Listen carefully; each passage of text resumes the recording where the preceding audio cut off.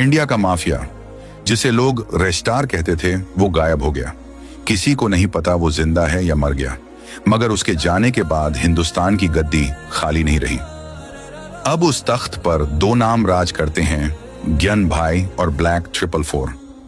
पूरा इंडिया उनके नाम से कांपता है।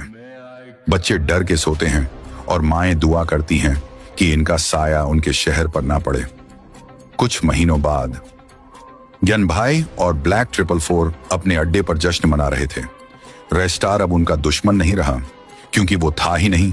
अब एक पुराने जर्जर ब्रिज पर धुंध के बीच एक साया सामने खड़ा होता है।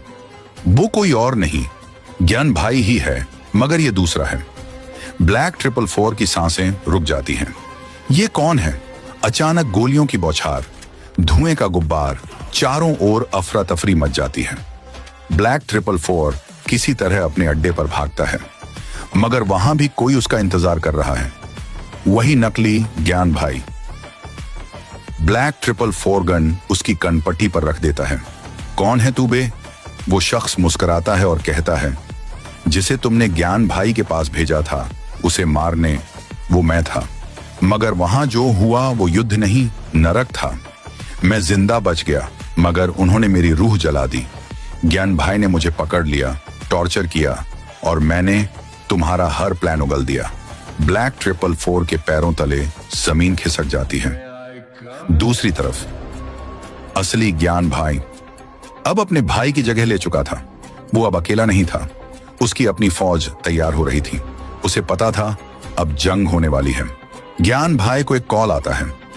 वो बिना कुछ कहे अपनी ब्लैक एसयूवी में निकल पड़ता है। इधर ब्लैक 444 किसी गुप्त ठिकाने पर जाता है। वहां उसे एक बूढ़ा पर खतरनाक आदमी मिलता है, जिसके पास है एक ऐसा हथियार जो पूरे शहर को खाक कर सकता है। तभी अचानक ग्यान भाई के काफिले पर हमला हो जाता है। गोलियों की बौछार, बम धमाके, और जब धुआं छंटता है, सामने खड़ा होता है खुद रेस्टार।